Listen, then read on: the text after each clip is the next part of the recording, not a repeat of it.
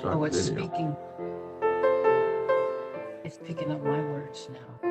Oh, Audio. look at The yes. audio means us talk. So Uh-huh. put the line back in now. We don't want audio. It's picking up what we're saying.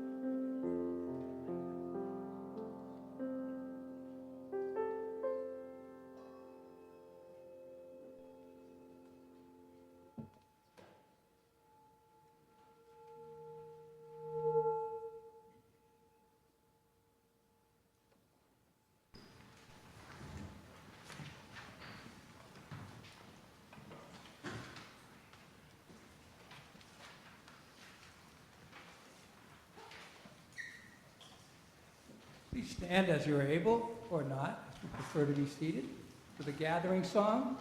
It's number 16, not 116. It's number 16 in the hymnal, and we'll sing it twice.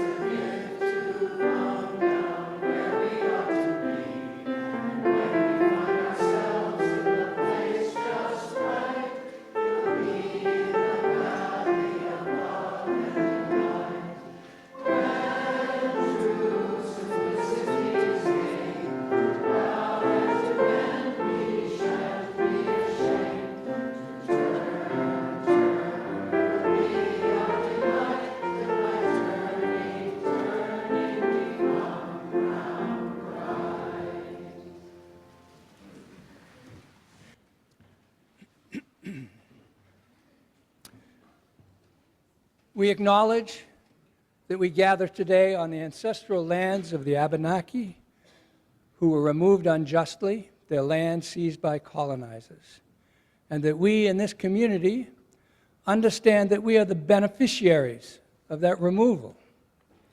We honor them as we live, work, study, and worship here at Cvuus. Good morning.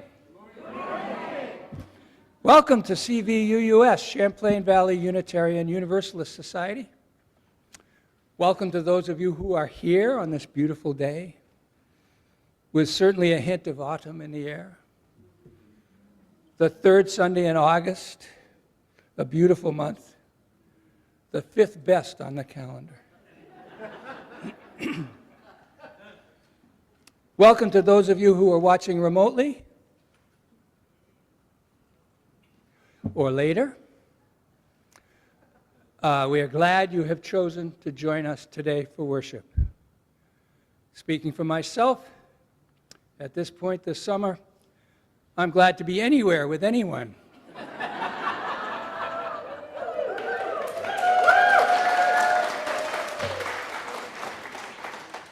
But particularly here.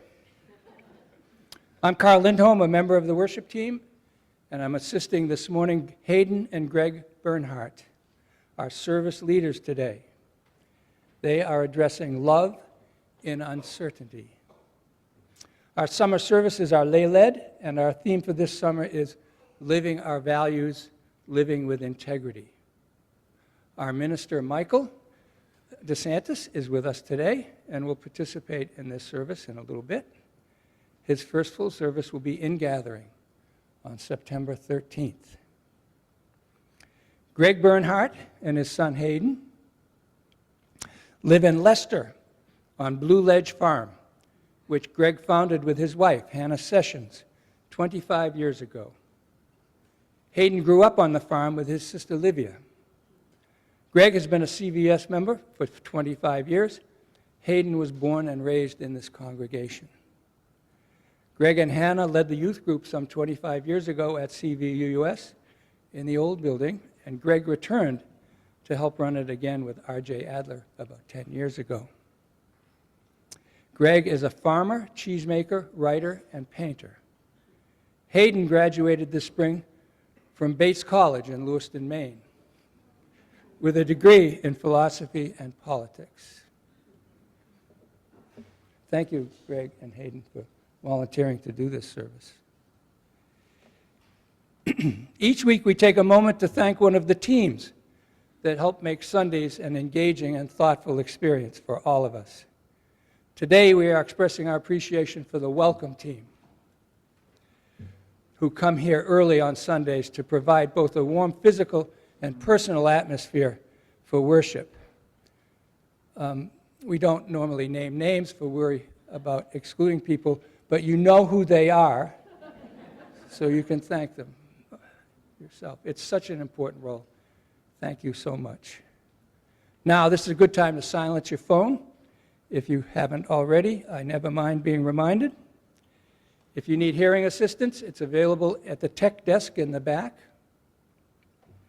If you have a milestone or passage, a joy or concern, write a note on a yellow card, which are available in the foyer at the little table, and place it in the offering basket when it comes around. If you would like the help of the minister or the caring team, do fill out a pink card, also out there on a table, and place it in one of the envelopes there at that table. If you're visiting, fill out a blue card, also there, so we can be in touch with you. And do join us for coffee in the Ann Ross Fellowship Hall after the service, when we will celebrate with cake our summer birthdays.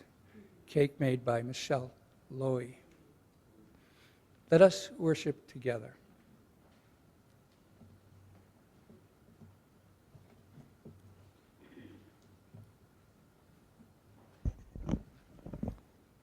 Please read along with me the words in the order of service. We light this flame for the art of sacred unknowing, humbled by all that we cannot fathom in this time. We come into the presence of what we do know, perhaps the only thing we can ever know, that love is now and forever the only answer, everything and everyone in every moment.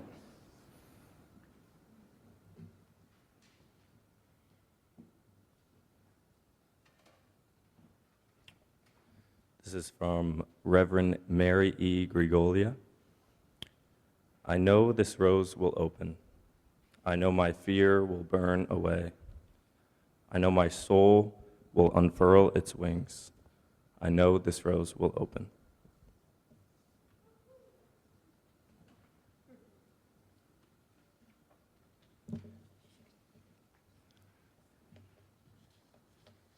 Now, our first hymn is number 1031 in the Teal hymnal, filled with loving kindness. Again, stand as you are able, or remain seated. And I would like to just make it clear how we sing this. We're going to sing it 3 times. The first time we sing, may I be filled. The second time, may you be filled. And the last time, may we be filled. Thank you.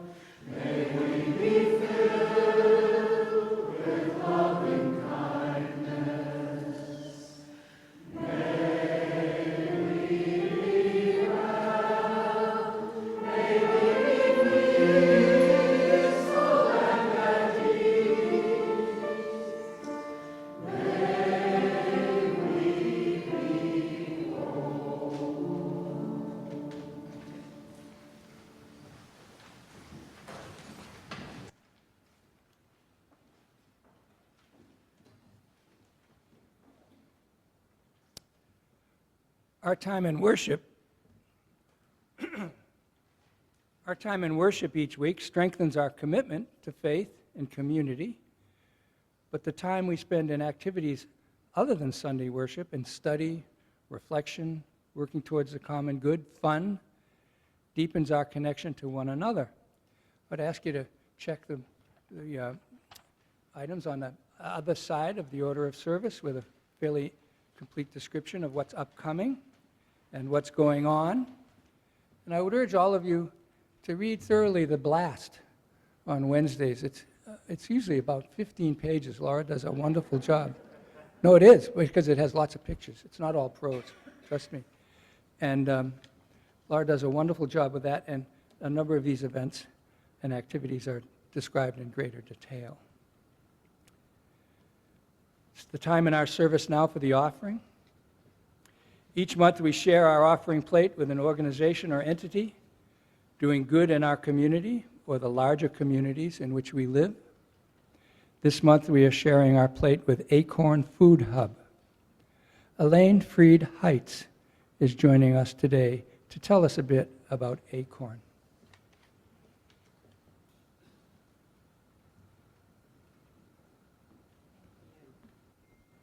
Correction. Good morning. My name is Jessica Freed Heights, but I love that you said Elaine because that's my mother's name. So, perfect. Perfect. That's why I did it. You channeled her. Oh. So, good morning. I have the honor of serving as one of the board members of Acorn, and I wanted to share a little bit about the organization. Many of you may be familiar with Acorn, but in case you're not, Acorn is a nonprofit that serves as the connective tissue between Champlain Valley's farmers, food producers, and eaters like us. Acorn aims to be the antidote to food insecurity, big box stores, to factory farms, and to climate change. Our mission is to promote growth and health of local food and agriculture in the Champlain Valley by supporting farmers, food producers, engaging in food education, and ensuring access to healthy food for all community members. Some of our programs include pharmacy, which is a free CSA program offered in partnership with Porter Hospital. The publication of the local food guide, which features 250 farms in the Champlain Valley. And we also sponsor networking events to connect farms, food producers with community members. But our current area of rapid growth and greatest impact is our food hub. And it's located on Exchange Street in Middlebury. And we aggregate and distribute food of all sorts, cheese, coming from Blue Ledge, milk, bread, honey, produce, vegetables, honey, all kinds of local products. The food hub increases farm viability, and it brings more local food to our neighbors' homes, restaurant kitchens, and school cafeterias. Buyers at institutions like school districts, hospitals, colleges, source more local food for their students and their patients thanks to organizations like Acorn's Food Hub. Community organizations and members benefit from access to local food at wholesale prices. Think of it like a local food Costco. And also this local food system supports not just the local economy, but our local ecosystem. Since launching the Food Hub in 2021, our sales have increased dramatically, and our business plan projects sales to continue to increase in time. In 2025, we doubled our cold storage infrastructure. We hired 2 part-time warehouse coordinators, and we established a reserve fund with the Vermont Community Foundation. This year, we added a full diet CSA share that any member of the community can purchase and participate in. We hired a part-time finance manager and a development manager. And in the year ahead, we're looking to add more families to the pharmacy food as medicine program. We're also looking to increase farm sales through the Food Hub by 20%, pay for staff health care, establish long-term financial sustainability by creating a major donor and planned giving programs. So we've been pretty busy. All these projects are not possible without the generous support of community members, and we are so honored and appreciative of CVUUS for including us in the Share the Plate offering this month. Thank you. And I also wanted to put a little plug in for Tour de Farms, which we sponsor every year as a fundraising event, and it takes place September 19th with farm stops in the Middlebury vicinity. And if you'd like to learn more, you can visit the website at acornvt.org. You can register or just read a little more. But again, I just wanted to thank you on behalf of Acorn for your offering. Thank you.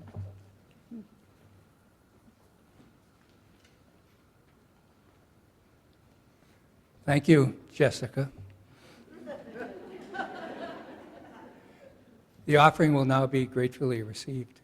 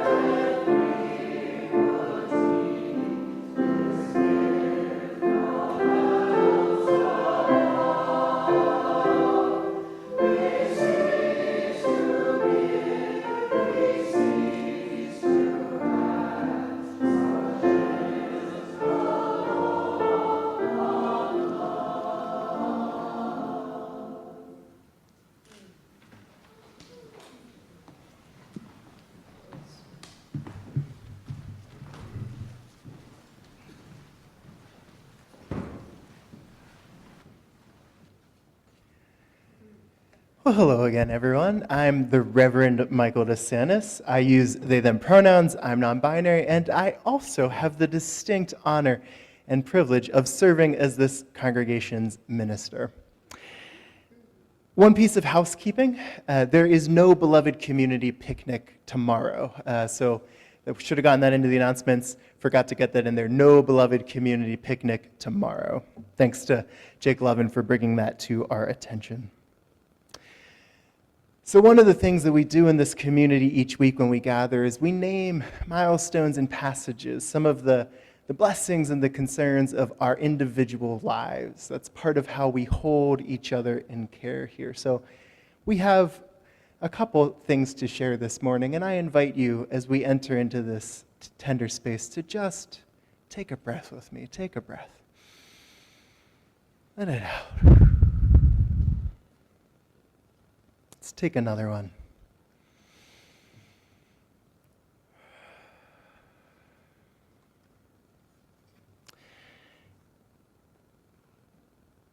Remember, Ellen Flight shares that grief snuck up on me this week when I got out my watercolors and beading supplies to finally get back to some of my favorite crafts.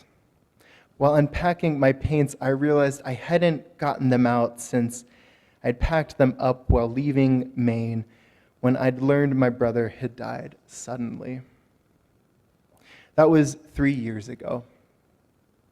As many know, grief can hide in all the nooks and crannies of everyday life, popping up at unexpected times. We often do not know ourselves what will bring grief on, and I am reminded that we also don't know what others are experiencing.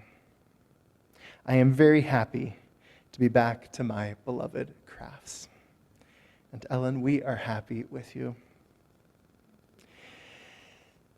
This week, I also want us to hold all the folks who have been impacted by the earthquake this past Monday in Colombia, where close to 300 people are known deceased and thousands more are displaced.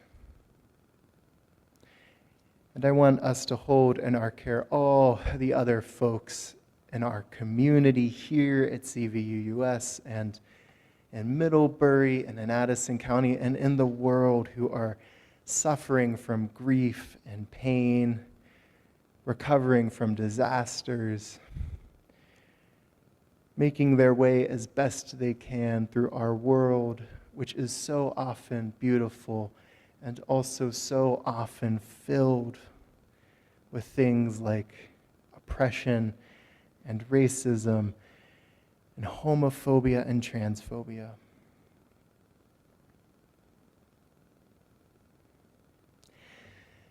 I want us to hold a couple joys together too. The first of those, of course, is that Jen Cohen is back with us in worship today. It is great to have our music director, Jen, back, and perhaps even more excitingly, Karl Lindholm is back with us as we have named. Karl, it is so good to have you back with us, healthy and helping us bring the spirit of this community into worship on Sunday mornings. Thank you all for all of the ways that you care for one another, for the ways that you share with this community. We'll have more of these next week as we continue this process of putting love at the center together.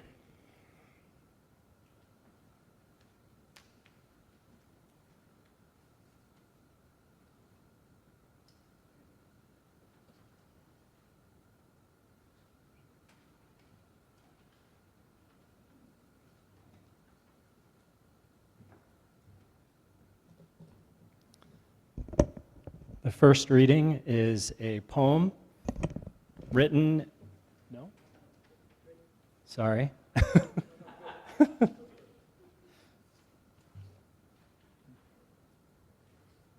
Okay, sorry. The first reading is a poem written by William Wordsworth, who was one of the leaders of the Romantic period during the late 18th and early 19th century.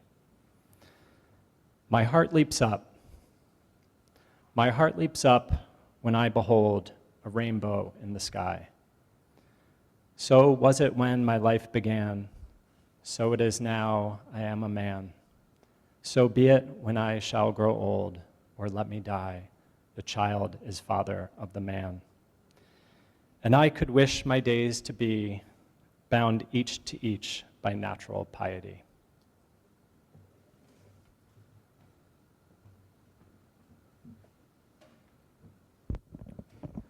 Second reading today is from Iris Murdoch, a philosopher from the mid-20th century. This is from her book, The Sovereignty of Good. I'm looking out of my window in an anxious and resentful state of mind, oblivious of my surroundings, brooding perhaps on some damage done to my prestige. Then suddenly I observe a hovering kestrel. In a moment, everything is altered. The brooding self with its hurt vanity has disappeared. There is nothing now but kestrel. And when I return to thinking of the other matter, it seems less important. And of course, this is something which we may also do deliberately. Give attention to nature in order to clear our minds of selfish care.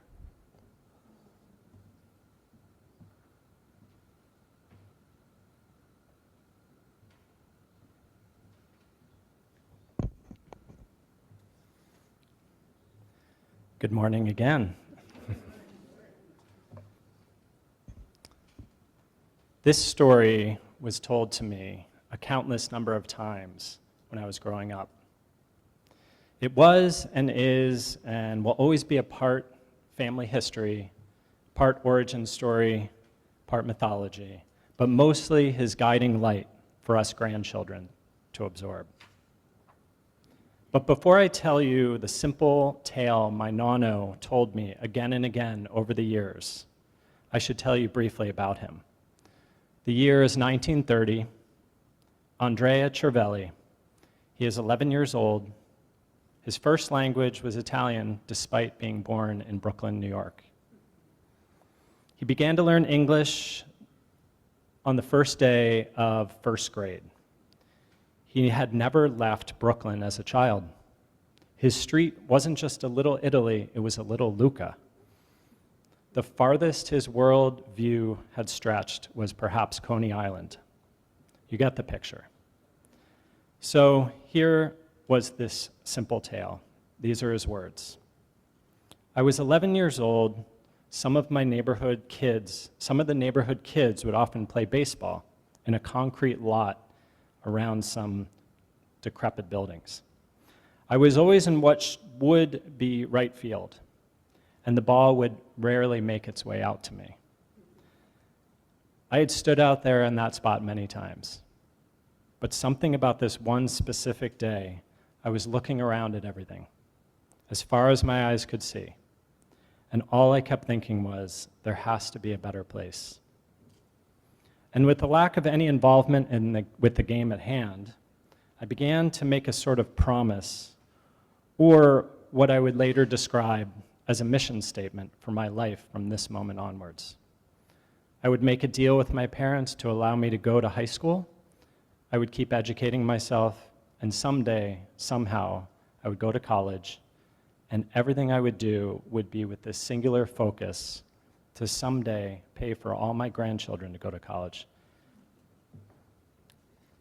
I gotta say a few more things about my nono. It's hard not to have this whole thing be about him, honestly. He was a man filled with wonder about life. Anywhere he was, he learned everyone's names and each individual's philosophy on life. He always asked questions and authentically wanted to know what you thought, what you dreamed of. And as a child, he took me seriously, at the youngest of ages. He knew the power of a child's mind. He never hinted at any answer for anything, only questions, only wonder. He wanted to see what my philosophy on life would be, without anyone's interference. All he would demand was the lesson from his story. You need to write a mission statement for living. And the only other piece to it was this. Every so often, you may need to revise it. Write a new one, that's okay. but have one with you at all times. Now, a story from my own personal mythology. The year is 1997. I'm 20 years old. I'm standing in an olive grove somewhere on the outskirts of Florence, Italy. The sun is setting. Hannah is by my side, best friends only at this time. But for this moment, we must have stepped out of time because an idea was beginning to take shape in both our thoughts about the future. We had spent the day harvesting olives and bringing them to get pressed. We took shots of the most exquisitely green olive oil, like Vermonters do with maple syrup during sugaring. Had a meal prepared for us in an Italian farmhouse over a wood fire stove. And now, after standing together in the olive grove at night, our studies of art, literature, and Italian language began to merge with the culture of food and farming. And we both had the same feeling. It would be so great to bring this sort of place's feeling to somewhere else. Somewhere in the back of our thoughts, a mission statement was beginning to be written. Values were being created. Only 4 years later, we would be writing an official mission statement that would guide the just imagined and newly created Blue Ledge Farm. It would be the cornerstone of our values. So Wordsworth states, "The child is father of the man." This poem has been in my memory since I first read it at 16 years old. It may, in fact, be the origin story poem for me deciding I wanted to write poetry in college and poems myself. I have interpreted this line in many ways. The child, your child in you, comes first to knowing the world. It is the parent of your adult self, and perhaps should always be the parent of your adult self. I have always been able to recall the words by memory. My heart leaps up when I behold a rainbow in the sky. So was it when my life began, so it is now I am a man. So be it when I shall grow old, or let me die, the child is father of the man. That was all I kept in my memory. I kind of knew the words that followed, but my focus was here. But the last line I've been thinking about more recently. And I could wish my days to be bound each to each by natural piety. Wordsworth, like many of the Romantic thinkers, wants our attention to not only be on our child self, but on the natural world. Devotion to nature. But being the comparative literary type from my academic years, I can't help but bring in other devotional texts to set alongside Wordsworth's. In both Judaism and Christianity, we have honor thy father and mother. In Hindu, we have the principle of revering one's parents to the point of divinity. Mother is like God. But if we use Wordsworth's logic, the child, we must then honor and revere the child. Wordsworth's devotional piety is perhaps a calling for devotion of the child.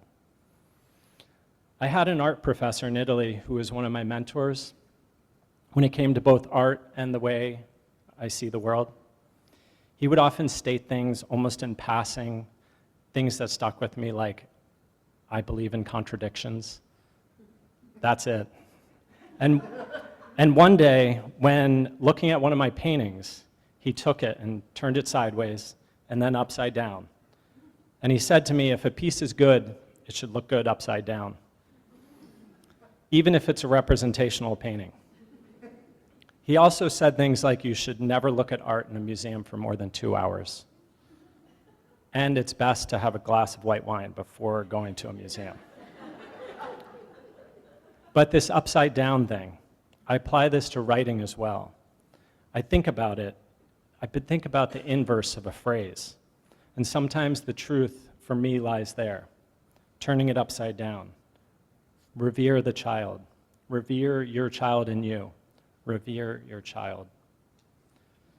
So, what are the stories we tell others, that we tell ourselves? Our values are often embedded in these words.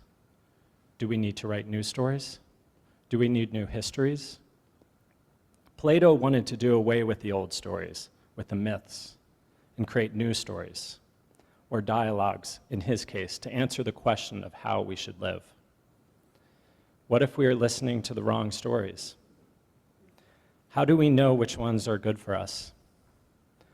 Since Homer's The Odyssey is in the zeitgeist, I'll draw a line from the great modern retelling of that tale by James Joyce. In his Ulysses, after a particularly bigoted man expounds his anti-Semitic views with a distorted sense of history, Joyce's hero utters one of the most hauntingly yearning phrases in response to the bigoted man. History is a nightmare from which I am trying to awake. In every story that my Nano offered us grandchildren, the central theme was that we would write our own stories, our own mission statements for living. He was offering me to dream and not to nightmare about life. He revered the child in himself and in me. He knew that comes first, before being revered himself. That was his core value. He never stated it as such. That was for me to interpret and discover on my own. What stories should we put our attention on? The child's wonder, their dreams for life and something better, the kestrel song. But how? I believe only when one empties oneself, lets go of all the artifacts of oneself, is one truly open to attention, to the child's wonder and the kestrel song.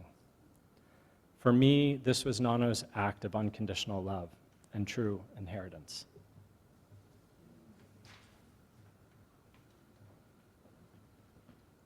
That was beautiful, Dad. That's why I wanted to go first. How do I follow that? So I'd like to start off with a question. What do you trust that is leading the way you live your life? As it relates to our topic of living your values this summer, what do you trust that helps you know that you're doing so? It's a hard question to answer. At least I hope, because if it isn't, this sermon is not going to be as interesting for you. But it's true, there is no direct translation from value to action or vice versa. It seems to require a leap of faith. In my time at Bates, one of my favorite classes I got to take was Buddhist philosophy. I had started to study Buddhism on my own a couple years prior when I joined the meditation club, which was partially run by a Buddhist nun who spent part of her year in India and part of her year in Maine. But I had so much left to learn, and I was ecstatic to take this class. It didn't disappoint at all, and I immediately fell in love with the values and traditions of the practice. However, there came a point where I found myself judging my actions so intensely to try to understand whether or not I was properly fulfilling my values. I was having trouble assuring myself that any action of mine was actually the right thing to do, or perhaps truly the wrong thing to do. I was feeling a certain angst at the fact that I might not ever know for absolute certain whether or not an action of mine was truly just and kind. In search of a solution, I approached my professor. I was turned to the teaching of Thich Nhat Hanh, a Vietnamese Buddhist monk and peace activist who lived from 1926 to 2022. In his teachings, I learned more about the idea of interbeing. As he once explained it, interbeing is the understanding that nothing exists separately from anything else. We are all interconnected, and by taking care of another person, you take care of yourself. By taking care of yourself, you take care of the other person. Happiness and safety are not individual matters. What he's saying here is that due to the interconnectedness of our universe, no person's suffering is separate from another. Therefore, harmful actions will harm the aggressor just as much, perhaps even more, than the direct victim. Because no harmful act arises from the intent of a peaceful mind. This had helped to alleviate much of my confusion. But there was another piece remaining. I was now beginning to be a harsh critic of my inner emotions, whether or not I acted upon them. I would be frustrated with myself if I felt angry, even in the slightest. I was aiming to be perfectly calm and content no matter the situation. Until I came across a video of Thich Nhat Hanh in Plum Village, a monastery that he founded in France, where he responds to a young girl's question, how do I let my anger out? As Thich Nhat Hanh puts it, anger is not something pleasant. It's like the mud. But without the mud, we cannot grow lotus flowers. By recognizing our anger and approaching it with loving kindness, it can be used for good. He says, if we look deeply and we listen deeply, we'll be able to understand. And when we understand, there is love. And when there is love, anger transforms itself. If you hold that anger in understanding and compassion, then anger becomes something like love, like compassion. The thing is, anger and sadness should not be seen as negative emotions.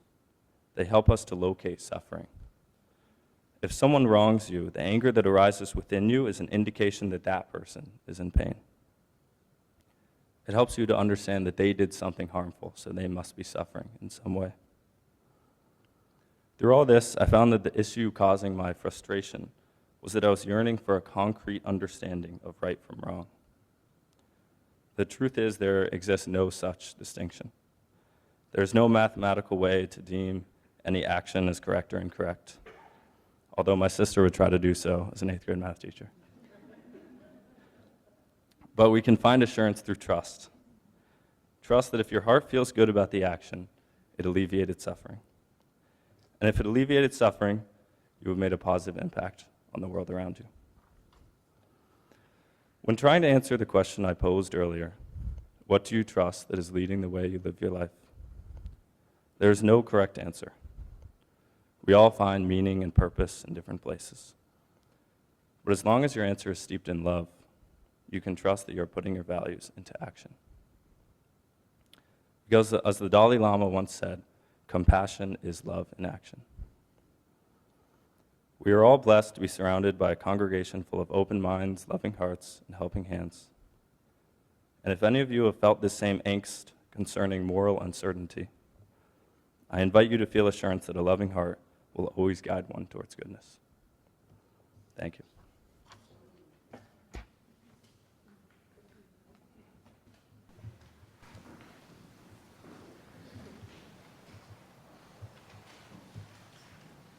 Let us sing together hymn 95. There is more love somewhere.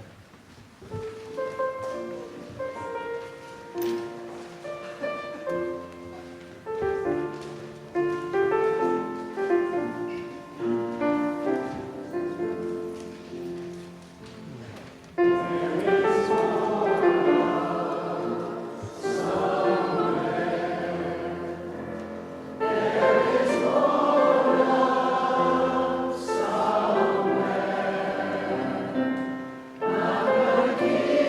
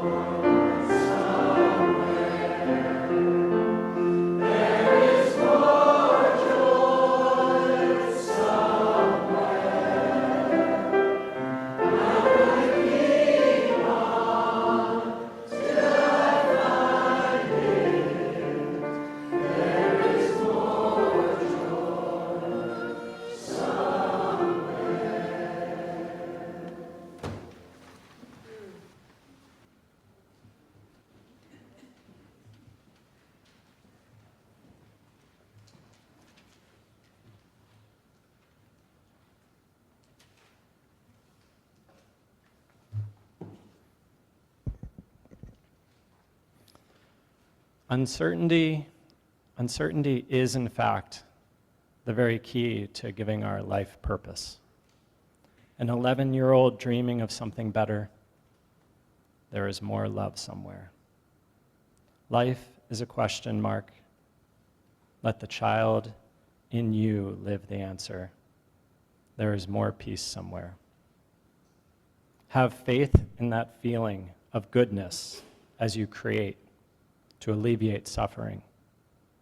And for a moment, let us shed our identities and simply hear the kestrel song, and let your heart leap up.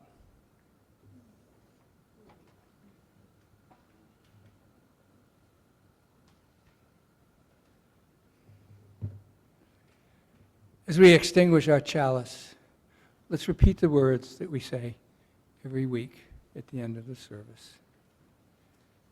We extinguish this flame, remembering always to keep love at the center.